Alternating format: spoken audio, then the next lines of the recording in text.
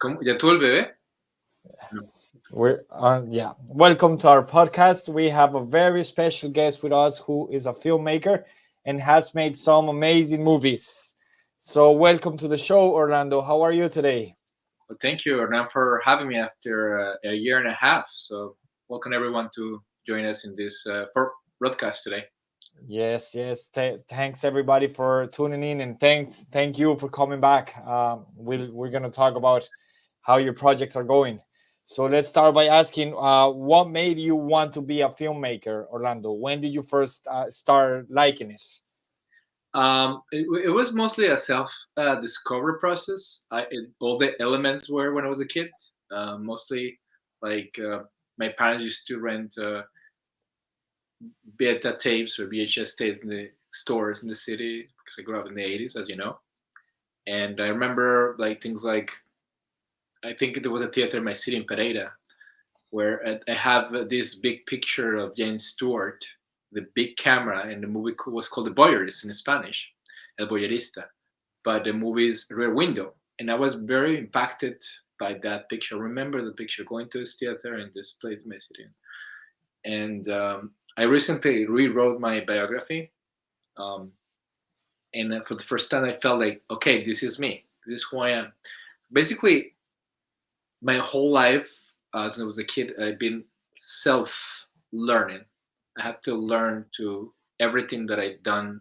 I have to self. Nobody. Yes, I learned from some people, but I self learned. So around age 12, my mom went to the states and she started sending us some equipment, some cameras, and so I remember she particularly took two cameras.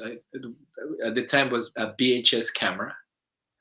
The first thing that I recorded was my sister's first communion. She was 10 years old or 8, and I was probably 15. So I got this camera, and I have to figure out how it works. So nobody taught me. I just learned by myself. So I have that, and then we have a Sony that my dad pounded. So my dad found the camera after that. Like, what is the camera? Oh, I have to put in money. So we have to pound. My dad pounded the camera. I remember it was Sony, but I learned how to do videos and trickery and stuff like that. And then I experimented with handycams and that kind of stuff. My mother sent me those and to make videos for the university. And then I forgot about that, had life. And later, around 2015, somebody I met a guy called Wayne Shackwit in a gym that I work in the fitness industry, and this guy mentioned basically that he wanted to make a film in my gym. Like they have all these walls and cool stuff. Like, oh, yeah, I'll make a film. And I always been writing things. Always been writing in the bus, like believing when I was a kid, I would write. I remember a particular experience in the States. I was traveling from Colorado. I was living in Colorado in a place called Steamboat Springs and going to Miami. So it was like 3 days in the Greyhound bus, which is the bus in the United States. So traveling to this place, I started writing stories. I wrote a story called Reincarnation that actually just filmed in November, like a little piece of it. So I wrote it and I shot it in Japan. I was in Japan in November. So we shot that with my Japanese friends, with samurai actors. So I actually made it happen. So things like that. And then I've been doing my films and that kind of stuff. And that's where we are right now. All right, that's really cool. That's really. And when you say your mom sent you a camera, where did she send them from? She left. So what happened? We have my upbringing was as a lot of families at the time in Colombia. My parents. You see, my parents grew up in this culture of my mom got married when she was 14. My dad was 19. So it was a very kind of when you're young, you don't know what you do or what you build. So they didn't. The relationship with my parents didn't work, and then my mom left to the states and things. So she started sending all these things. Clothing from Miami. She used to live in New York, and then she moved to Miami later. But she started sending all equipment. All right, all right. Start sending all these big cameras, and I love cameras. Oh, We're experimenting with that. oh, all right.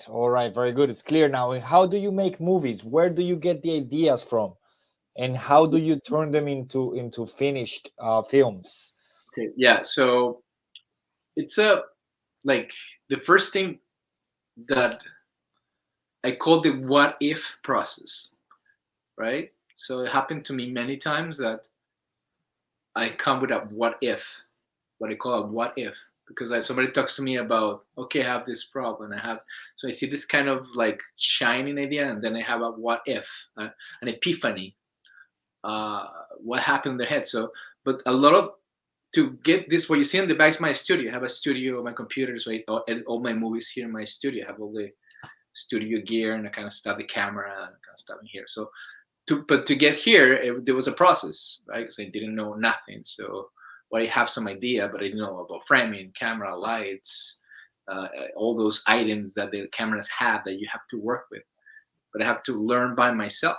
And then when I get the and what if thing, and if it is something, so the what if that I just finished right now, like the stuff that you see in the back, is two projects that I just submitted to festivals. So when I get that what if idea that I found interesting to do, I start making. I have a process that I develop my own, and I just start like to cut the script. How can we fix it? Casting, that kind of stuff, and then start recording, shooting, and then make it a project and edit, and color, and all that stuff that you do after that. Oh my God, that sounds like a lot of work. It What are is work. It is what are some problems then you've had while making movies, and how did you fix them? As far as I as far as I understand, you develop like a script kind of thing, like a uh, draft.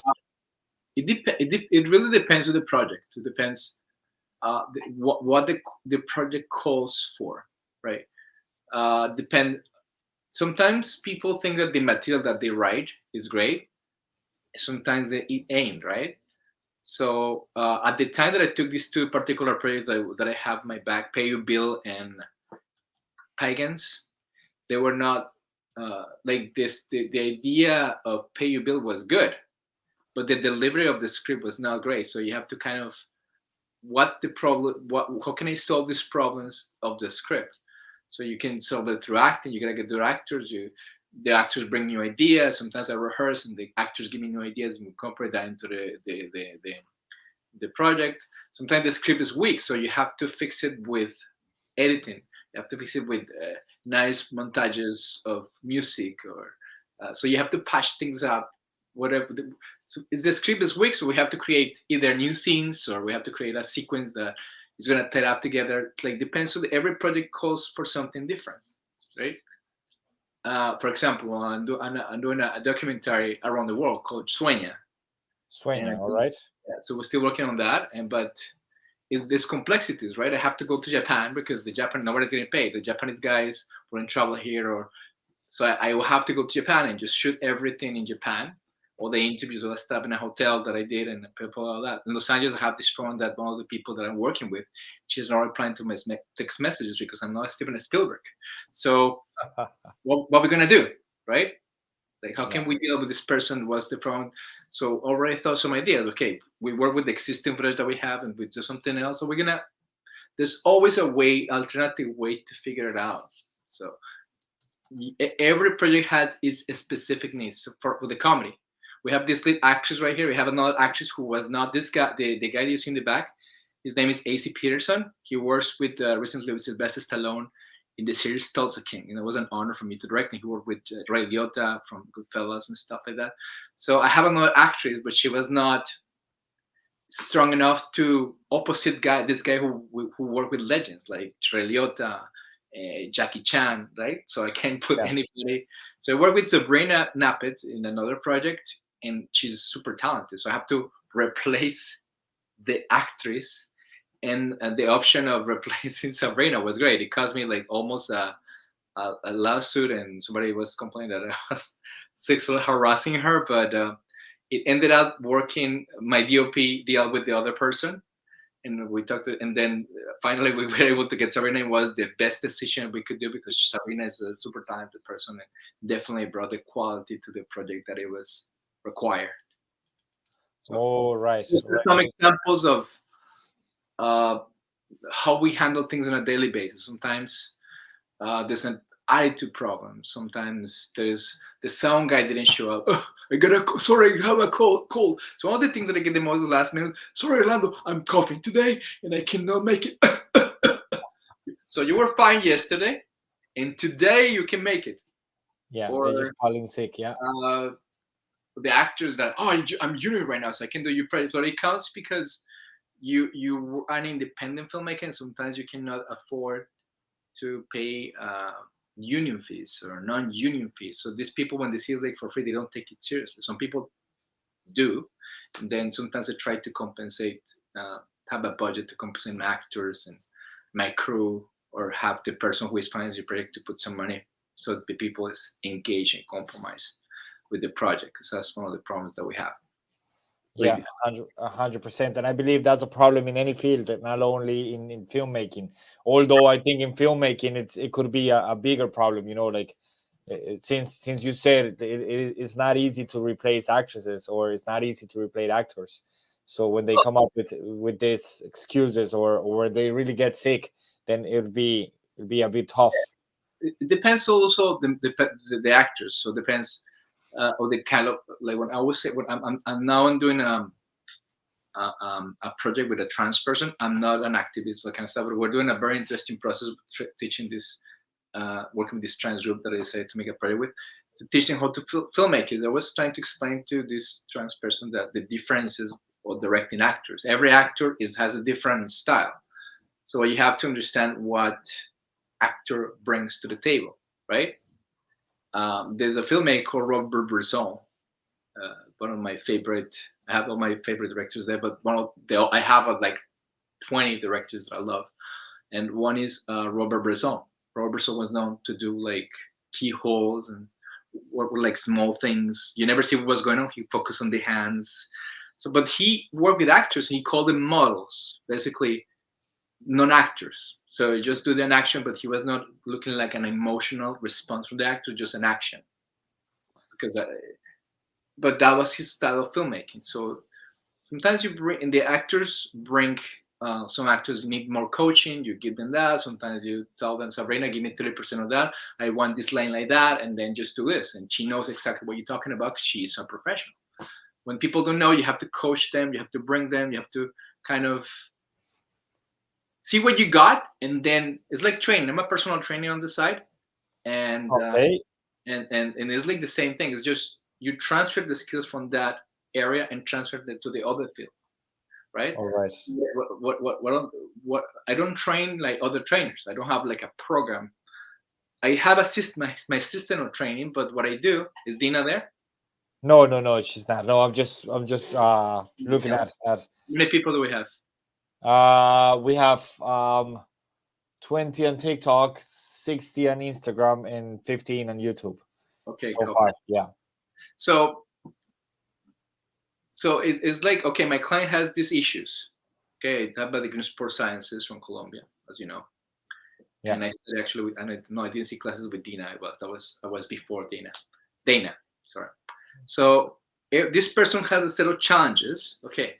So there's a mobility issue. There's a mobility. So, and then just which techniques do you use to solve the problems? Because basically anything in life, as Stanley Kubrick used to say on his recordings, is solving problem. What's your problem, Professor Anand? You try to solve the literacy problem with a lot of people that take your classes, right? Like the people Yeah. love your classes and you pronounce it, and they have a pronunciation, grammar issue, or so what you're trying to do with these things that you're doing is to um, help them advance their career and their life, and by teaching in English. So what you're doing in essence is solving a problem. So it's the same thing in film. The same thing in fitness is problem solving. It's just if you're good solving any specific issue, you're gonna be good at your job, whatever that Yeah. is. That's true. That 100%. So in that sense of problem solving, I guess, how do you make sure that your movies are actually cool? They look cool, like, and they would have an audience. How, when you're like in the process of writing the script, or I don't know how the process is, what the order is, how do you make sure that at the end it would be like a cool outcome, and and Um, and and, and that it would also be profitable? You would get, I don't know, enough money, or does money affect you, like, uh, when you're well, planning? I am a DGC member. I'm a member of the Directors Guild of Canada since a year. But so that helps with my budget. Film is a process of love. It's a love for the art. It's not something that you have to be. You're gonna be rewarded. It's very, very extremely difficult process. Anybody, in essence, can sit behind a camera and say action, stuff like that. Have a cool pose and say action. But there's a number of complex elements that you have to be kind of like. There's a signature. Like you see a painter, a Da Vinci, a Van Gogh, they have a signature. Goya, they have a specific way they do things, and that's happened with directing too. Directing has had you look at a Hitchcock film, and it has a signature of all the trademarks of Alfred Hitchcock. Or uh, that's why people go and see their movies, because they're expecting this trademark or aspects of a personality of the directors that they put into the films that are very personal. The Scorsese's, the Giraldos, the I just, that was a joke right there. The Giraldo is my last name. You didn't get it. Anyways, so um, I'm not in the process. I will say when I met Jim a couple of years ago, and we started talking about um, our interview about how you start, how do you immigrate, all that stuff. I think that was a different self. I think you have to grow within your um, process, and you have it's a self discovery. So the first film for me, Clash, which I love, Clash is my love project and it comes from my heart. I get everything that I have with Clash. Is like That my was that was actually coming in our following question. So can you tell us a bit more about Clash, or a let me bit about a movie you liked? Yeah. yeah let me finish with this so I can give you like the I can complete the analogy that I'm trying to come to. All right. All right. Yeah, Yeah. when I did Clash, I stand behind a monitor. So basically, you're in a monitor. You can just look at the actors, and you don't know what you're looking at. So you don't know who you are. Okay. The question at the time was, can I do this? Right? And I'm willing to give everything I have, which I did. Money, I didn't have money to pay my rent, all this. I did, and and it was very hard for me to set the critic. It's a very raw. The first film was a very raw emotion. I did this with my heart, whatever writing I got. So it was very emotional for me to let this film out and knowing that I can do it. So you discover that, and then you start developing your own signature. I don't know what my signature is. I just like to um, sit and people enjoy what I do. Like, oh, you know what? I enjoy that. That's what I'm a viewer. You become a viewer, and I don't know. I may have some. Uh, I like visual storytelling, as you can see in the back. There's a visual storytelling. Like I'm not. This company is about visual humor and satire. There's a satire and visual humor. So I'm a visual person. Oh, I don't read books as much. I'm a visual person, so Okay.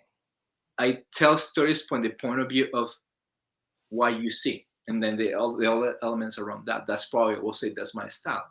I base my style mostly on all those guys in the back. So I say have a problem. They're like my consultants. Okay, how Stanley will direct this, how Akira Kurosawa will do that. So I just kind of consult with that, and then but that's sort of my process. I'm kind of more like I would say classic, Yeah. uh, old-fashioned Traditional. Yeah. filmmaker because I'm based on I have a lot of Stanley Kubrick, Orson Welles. So I have elements Jean-Luc Godard, who recently passed away. So I have those elements of them, and I use those, and I combine it, and I put my own sensitivities to it. That's probably my style of All filmmaking. right. All right. And why did you coming back to Clash now? That was your first movie. Clash And is why did you like it so much? What was so special on it? The fact that it was the first one, or what made it so special? basically what the reason what I made Clash was I was working with another filmmaker, which I'm not going to name because we're good friends, but I'm trying to move on from that. Great friend. We're not talking at the moment for now, but I was not happy with the. I was trying to go along with the process, but there were decisions that he was making that I was not agree. I was very like, oh no, the actor should do this. The actor, I was always interfering in his directing process, but I never liked it. I was very unhappy. So I just wanted to do like a small scene, two characters and a character that he created. And he said, no, you can't use that because they are my character. And I was like, good. So I decided to um, do my own thing. Just write a couple pages It happened by accident. Of a little script, based a little bit on what we did with Dimitri, but we did Dimitri Dorgo, that's the guy. And then and I based it a little bit on a few films that I like, Cyborg from the '90s, or Doctor No, and everybody was asking me, okay, can I be part of that? So everybody was asking me, like, oh, I would love to do a film with you. Oh, and so people started asking me, so I started writing for these people, and I ended up doing some kind of Reservoir Dogs scene with the table around, and all the kind of like spiral Quentin Tarantino in his earlier films, not now, especially the first three, that they were great. After that, I don't know, but and then became this most, and I started writing one scene, and then another, and then became this 18 minutes and 35 seconds of action. Somebody says, one of my former friends, or still friends, but we don't talk too much. He said, "Brother," it's a black guy, directing an action film is very difficult, and it was very difficult. So I put everything I have, the best cameras, and then I filmed another part of the film to balance the film. And it's special because a lot of that people that I'm working with, that I work in that film, like, they work with me. My assistant, I have an assistant now. She was lead actress in Clash. I'm writing the lead actor. We're writing a script together. One of the crew members, I did the Bella Sueña because of her. So some of the people from that crew will still come back. The makeup artist, David Beckham, was still working after 4 years. He comes to my friends. We just did a movie with my first AD, Mose and a guy. We've been working 4 years together. We know each other. And so we're makeup artists. David Beckham has been working with us for 4 years. So it's like it becomes like a crew family. Cats Attack. So it's that Clash has that special thing with most of those people that we work back, and it's a very obviously my level of the quality of the stuff that I'm doing is much better now. What I feel more proud of than Clash. Clash is good for what it was, but it's like that emotional aspect of filmmaking, the raw me. This Yeah. is me. Yeah, it's like writing. When you write, for example, my first book, I still like it, but I like I like my style better now. It has developed. So I It, suppose it's the same thing. It's very similar, I suppose.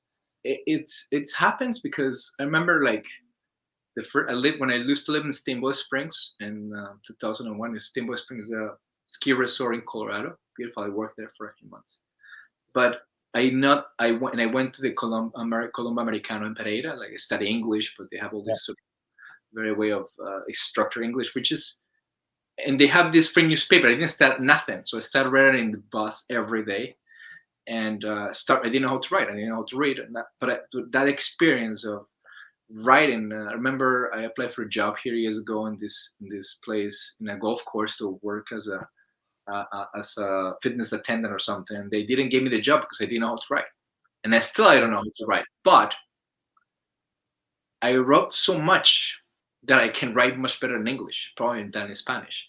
So I write people's, like, one thing that happens. I have to write a lot of bios. There's something called the press kit that goes with the when you submit films to a festival. They ask you for like a trailer, so I have to design a trailer. So I know how to design trailers in my brain because I've done it so many times. Like, I didn't know how to do it. I want to do this again. I don't know. Can I replicate it? I just do it so much that I do it in a very particular way. Or writing biographies, like, so people's like me, or whiny. So I have this writer that actually the author um, of Pay You Bill. She has, like, I lost my husband, I lost my house. I was like, come on, it's a drag. And I have to re-edit her bio. Her last name is Bio, by the way, but not correct, because I was telling my assistant, this is a drag. I can't read this. So I have to rewrite their bio to make it more interesting, to make it like less. I hate whiny people, like, Yeah, yeah, me, yeah, yeah, my house, my yeah, husband. We all have problems. We all work. We got injured. We have neck issues. You know. 100%. Yeah, Anyways, things like that. So you yeah, become better at doing it because of the 100%. fun. Practice makes master, they say. Neat. All Yeah, right, part of neat. Yeah. moving on with the last question before we change topic. Orlando, what advice would you give to someone who wants to make movies and it's barely starting or hasn't started yet? Well, here's the thing. I'm gonna put an example before moving on to the next subject. Is just recently met this very nice lady from Colombia. She was talking, Orlando, we have to make my book, and it was a very interesting. It's a love story, and I'm like sitting right there, and she insists so much that we met and we talked, and then we sat there, and I was like, thank you for that. So I asked her, what's the log line? Log line is at the, like you read a DVD or something. It's like two phrases that says Johnny Perez has health issues and he has to resort to extreme measures to get the money to pay his treatment. So that's the log line. And she couldn't tell me the log line. Okay, good. So the first question is, what do you want on your life? That's the first question that you have to do, because this requires commitment. So somebody that I really like right now, and we talk and everything, she's exploring. So you have to explore and discover what that is for you. So if you discover that you enjoy the process, keep exploring it. You have to do something. Anyways, if it is something artistic, if you do something that you love, you spend hours, spend 4 days in these two projects. 4 days from 6 a.m. to, well, not every day, but I work in these things for hours Yeah. to correct this, to correct that, because I love the art. And that's me. And it took me years to realize that. So I always, when I was in school, I felt always different. Not in that way, not in the way that you think I'm a straight guy, but I felt that I was not the guy who plays soccer or this or that. I Yeah. was still Yeah. Yeah. black. And then you have to understand who you are. Like, it takes time. If you can discover that as a young age or something, better. But yeah, just start making recording and start doing things. Don't ask for, the question is just do it. If you like it or not, explore. Explore. Creativity will creativity will eventually kick off, I'd say. Yes, creativity. Like, it's funny because it's funny that you're saying that, because it does. Doing creative things open things that you can imagine. I can sit now, grab my guitar, and I start, like, I'm not a great guitar player.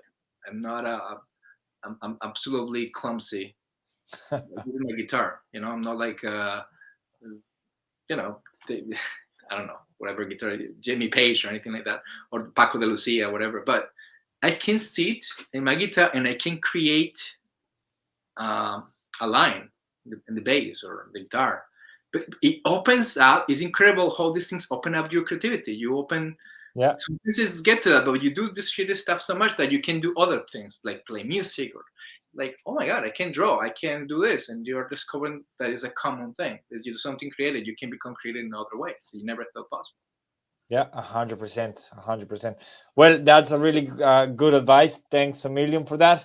Now let's switch gears a little bit and talk about Canada. What are some of the biggest cultural differences you noticed when you first moved from Colombia to Canada, and That, how did you adapt? Was it easy? How was the process? you love this thing about moving out to another countries, huh? You're like this Oh, of course. fascination. Yeah, yeah, yeah, yeah. I do indeed. I've lived in a couple of countries now, and I'm willing Um, to move to a different one. I mean, it's like I think half of my life in this country, so it's difficult for me to answer that question. And then the Colombia that I met is not the same Colombia that is right now. So I went to Okay, Colombia to a year and a half ago. It's like I a was year like, and a oh, half ago already. beautiful. Oh, I never saw that mountain look like the Cerro or Nudo look that beautiful, or this or that. I look at it as a difference. So I am a blend. You become a blend from where you live. Yeah, Um, when I got here, I was the Colombian guy. Hello, I'm the Colombian guy, and don't I raise my accent because I can't speak that, And you try to do everything to kind of erase that kind of culture. On my case, at the time, I love my country. I love being Colombian. There's cultural quirks that you have. I mean, you just go with the flow. I mean, it's just here English. What I remember particularly is in this particular country there's a lot of culture. So I remember like a freshman coming to Canada, and I will listen my ears like in Colombia at the time, not now. In Colombia, there's a lot of Mexicans and foreigners right now, and Muslims, and very diverse country right now, Colombia. But here, yeah, in every corner you live Polish, and the other corner will be French, another country will be Parsi, another country will be Urdu. You're like, what the heck is this? What you think is like, tell my dad, is like, Canada used to be sold as this sort of paradise, but it's not true. Canada is just another country. They have this sort of policy. Yes, Mr. Trudeau. He's probably listening to me right now. Hopefully, I'm not getting in trouble, Mr. Trudeau, right now. Yeah, now we have to watch. So you become a French, and you think everybody's nice in Canada. So I remember going to the store. Can I use your phone? Because at the time they were not phone, they were flip phones and stuff like that. And people, yeah, sure. So Canadians are nice, but it's not true. It's like any country. There's good bad people. There's bad people. People ask me sometimes, yes, they still here. They just stole my $2 carpet from my door. Just from my door. $2 carpet in Canada. Like you ask me, what's the difference? Well, it's just people speak different language, but there's crazy people here. There's stabbings, and there's people shooting guns in the big malls here. But the difference is that there's more quiet in here. In Colombia, it's like, hey, grow up. But here's more like quieter. But that's those. There's still bikes in here. Drivers are terrible. Like it's just another place in another country, and you cannot get used to it. It's a little bit quieter, and then you can kind of that. Colombia is more like they have this kind of pacey sort of rhythm because everybody has this sort of. Colombia has changed, but it's still like sort of this kind of like third world country kind of feeling to it because the government takes long days, yeah, long days. A little bit of the safety, but that has changed a lot. But still, like that, you have to watch. You can have your this something like that. But it's like there's nice things about Colombia and here, it's like. But I'm from here. Definitely. It's same here in Ireland. People, you also see things here in Ireland. It's a kind of a secure country, but you will still see thieves, and you will still see some of these dark things that they all talk about, and they all think it's only in Colombia, but no, it's all around the world. Like you'll see that all over the globe. Yeah. So I remember I went to Paris. I was in Europe in 2007. That was my first trip to Europe, and remember I never seen a McDonald's. I was in close to Montmartre in Paris, the Republica district in Paris. If people is familiar with Paris, and it's all these Africans. Not saying that being African is wrong. I have a lot of African friends and I love them, but I never seen a McDonald's with a security guard. Okay. I never seen one as either. In Paris is crazy. So even if you get on the airport in Charles de Gaulle, still happen. Taken, like it's an example of that. Like the movie Taken with Liam Neeson is about that. Like the daughter of Liam Neeson in the movie comes to Charles de Gaulle Airport in Paris, and they're right in the airport. They kidnap her, and then I have a special set of skills. And then that's what the movie Taking happens. It's because of precisely what happens in Paris. So crazy everywhere. Yeah, 100%, 100%. Yes. All right. And can you tell us about some Canadian traditions or customs that might be unfamiliar to people from other countries? For example, in Ireland, we have the Pancake Tuesday. There is a Tuesday just before it was actually, I think, last week or 2 weeks ago, and it's a Pancake Tuesday where all the country eats pancakes. Well, Canada has different. I mean, they celebrate everything. The Irish celebrate, like even the stores. It's like Christmas finish. There's like Valentine's Day, and then it's like St. Patrick's Day. So everything is green. They change to green, and then it's Mother's Day. So you bring flowers, and then like it's this pride. So everything is like the kids start acting. All us like it goes with the fashion. Like, they try to be diverse, but like I wouldn't say diverse. I would say divided. It's different. Oh. I don't know. There's no specific like the Christmas and the skates and the snow. That sort of North American kind of living, and poutine, which is fries with the potato, and you go to Quebec and you eat poutine in Quebec. You have to eat your poutine in Quebec. The best poutine is not that kind of poutine. It's basically like stew, Okay. and fries, and sausages, and then you eat that, like that's a poutine Quebec. It's a Quebecois kind of food. But like the normal thing here is like they go for brunch on Sunday. You go to restaurants and all the services are sitting right there. You have like expensive, well packaged small breakfast and you call it brunch. So uh, Something similar to the Irish it's full Irish breakfast. not very, yeah. A country that is very different is Japan. I was in Japan and that was like lifetime changing experience. That you want to see a different country, Japan is. It will change your life forever. You're gonna see the American countries are the same, but there's a difference though. Like I happened to me during COVID. Do we have time for? Yes, yes, yes, yes. Oh, we have loads of time. Don't worry about it. To see you looking at the monitor. Like, I don't No, know. it's just that I'm making sure at all the cameras. We are in three different cameras at the moment, so I'm just Yeah. making sure everything is So working. I went. I was not all, I went to see my nephews in Johns Hopkins. Johns Hopkins is a very famous university in Baltimore. It's Okay. waiting on May 25th, and I'm gonna go see him. It's like 8 hours away from here. So I went there, and for like the test, and it happened to me also when I went to Japan. I lost like 2 days of COVID testing, that kind of stupid stuff. So it happened the same there. I couldn't get into the plane because they were changing. The airline was not. So I had to go to Washington D.C., take the Greyhound bus, go to Niagara Falls, Canada, and cross the bridge by foot.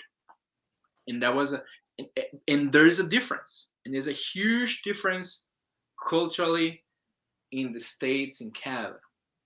Canada is a little bit more relaxed, and that's true. In the States, that you're sitting in the bus, and the people is like, there's like this. You're seeing the bus, all this tension in the bus. When you cross the bridge, I was like, wow, I miss Canada so much. In spite like there's not sometimes nice things, but there's like more tension. People is more tense. The States and Canada is a little bit more chill. There's probably a cultural difference Relax, between more America calm. and Canada. So probably, Yeah. and when I cross the bridge, you can feel the difference. All right. Yeah, it happens to me as well when I go to Spain. You can feel the difference right away. Like Ireland is really calmed, and when I go to Spain, I just feel the heavy traffic. For example, traffic jams, people beeping at me. It's just It happens here. really, yeah, really, really. Over here, people don't beep, not as much. Like I've never, only in Dublin maybe once, twice, but where I live, people don't beep. So when I go to Spain, for example, I go to Spain quite often, and I go to the UK quite often as well. Then I find this very strange because I'm not used to it anymore. Yeah, that's Yeah. sort of the same difference. People is that like I have. I don't know if you heard the term road rage.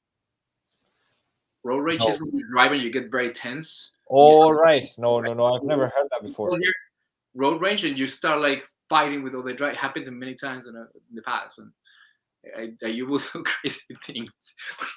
That Driving. that that would happen to me a lot in Colombia. It used to happen to me a lot in Colombia. The problem with Colombia is like the people, like a lot of like Colombia receives a lot of money because a lot of Colombians are in other countries and they send Yeah. money, so they keep the economy flowing.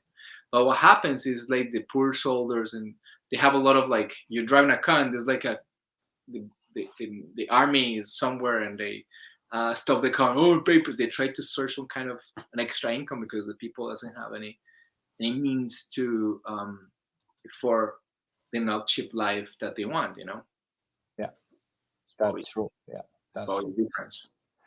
All right, Orlando. Coming back now to your field, what makes your movies different from other people's movies, and how do you make your movies stand out? Like, why should we watch your movies instead of other people's movies? I don't know if I'm clear with the question. Honestly, yes, you're clear. It's very simple. You can, I think you cannot live thinking about that because that will take away from your creative process. I think you have to be something that at first you do a movie because you want to make a movie, right? You put two pieces of film, a digital film together, and then you get the thrill of editing. Like that's a very like something I enjoy a lot is editing, like just putting things together. And I just want to do things because I want to see them, I want to watch and I want to be the actor. I still watch Pay Your Bill, and I laugh my head off with the acting. The acting is so good in Pay Your Bill. It wasn't for some time. They had to make some changes to complement that thing. But I want to do things that I enjoy watching, and that's my principle. So, and I think um, you have to have you have to be able to have your vision. Like the key of being a director, you have to develop that is that your vision. You have to be able to transmit your vision and put it in the screen. That is a very difficult thing to do because anybody can sit and direct, but that's the key. You have a particular style, and then you have to. I can define what makes me different because I'm So not. it's like a gift, maybe. I don't know. It's everybody has a. You're gifted, I'd say. I am not. I don't, I'm not gifted. I think I just love what I do. And I put love in what I put. I work 110% because I love the art so much, and I think what people see in what I do is the love, the dedication that I put in what I do. And that's probably what you see in the film is I make movies with love and make things with my heart, with my soul, love, and that's what I put. That's the core essence that I put in my work is love. Is and that probably is imprinted and people can see that. You can see it because I'm a transparent. I try to be as transparent as possible. So And I see that I that try, definitely brings results 100%. Yeah. yeah. So I try to be honest and I try to have like all the aspects of film have an honesty to it, and that's probably what I try to do. Like a copy of the reality, honest, because film is an interpretation of reality. Yeah. Yeah. And then you put your take on it. So you put the love in the take, and people can see that you're honest, and then you have a true, and then you can pass that vision that you have. And what do you hope people learn or feel after watching your movies? Do you expect them to have some takeaways from your movies? Um, film is called suspension of disbelief. So what I want people to do when they watch my films or my projects is like for the next 20, 30 minutes, you forget about the world because that's what the movies are. Movies are um, not to patronize people in life. They just go have a good time. Like the problem with a lot of films right now, in Hollywood especially, with all this some of the studios, is that they are forgetting a narrative. They try to um, they try to patronize the public and certain indoctrinations and ideas that okay, whatever that is, they just go with the trend. They don't try to entertain people anymore. They try to patronize people, but the people is not stupid. I always say, like Alfred Hitchcock used to say, you have to respect your audience. I always try to respect my audience. I never insult them. I always listen to them. I was just listening on the screen and listen to my audience. Okay, what do you want? How are you gonna improve? I listen to all ideas and I put those ideas in there, and whatever interpretation of what they watch is their own interpretation of it. I may have an intention, but I let the movies breathe, and everyone who watched the film can have their own interpretation. Like Clash people, oh, we like the fights. I like some acting, but we love the fights. Some people tell me that they like the fights. They were like this and that. That was they take away from. Oh, that was good. I like it, enjoy, it. And then just go there for 80 minutes and 30 seconds and enjoy. That's what it's entertainment. And if you get something out of it, awesome. 100%. Yes, that's a great point. All right. Thank you so much for sharing your insights with us today. Before we wrap up, can you tell us about any upcoming projects you have in the works and what we can expect to see from you in the future, if it's possible, obviously? Yeah. What I'm gonna do with Clash, I'm thinking to do like a launch the film and do some behind scenes and stuff like that. I'm working on that. I haven't put it publicly yet. Maybe I should soon. We have two projects that we just put in a famous festival today. I don't want to say the name of the festival, but we're very confident in our work in these two projects. One is Pagans and Pay Your Bill, mostly Pay Your Bill because we have the actor work with Sly Stallone, Tulsa King, uh, and the product that we have is solid. The other one is Pagans, which is about two students of law school who also go to law school, but at the same time are in crime. So that's also an exciting project. Not as good as Pagan, but it's just different. People, it's an entertainment. So some people like this about like Black Lives Matter, that kind of stuff. And Sueña in 2020, the first feature coming in 2024. Sueña. We have to finish that this year, so that's what we're focusing on. And there's the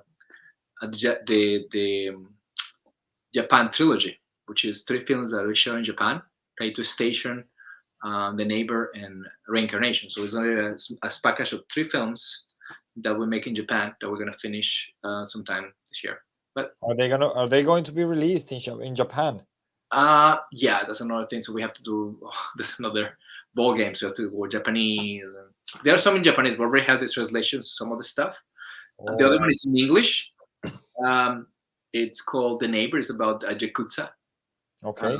I Protected Witness, and Reincarnation is about samurai film that I wrote around 20 years ago.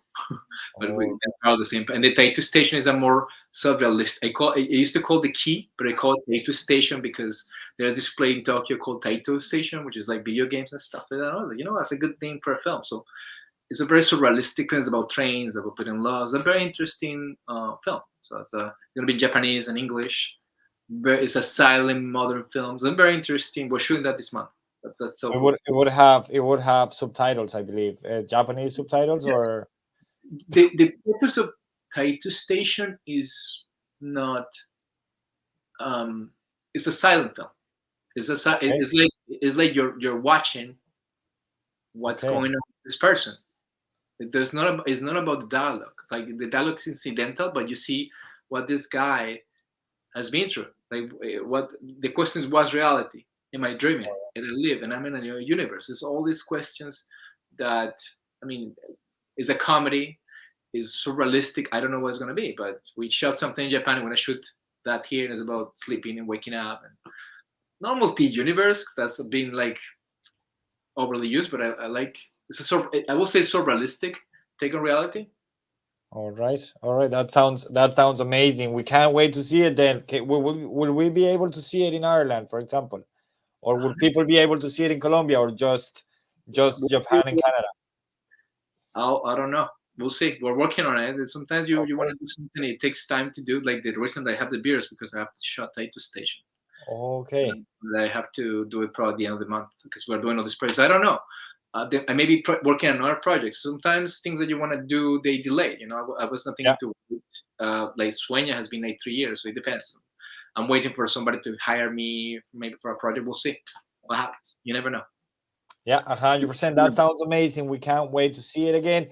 Thank you again, Orlando, for joining us today and sharing your experiences with us. And please stay with me before we finish. We'll be wrapping up right now. I don't know if you want to say bye to the audience. And thank you. Whoever is watching, may the force be with you. Live long and prosperous. Do you know what this is from? No, I don't. Star Trek. All right. Vulcan greeting. Come on. Live long and prosperous. Nina Nimoy. Come on. I'm pretty sure they saw it. What do I have to do? This? Live long and prosperous. Nina Nimoy. Come on. All right, let me just finish here.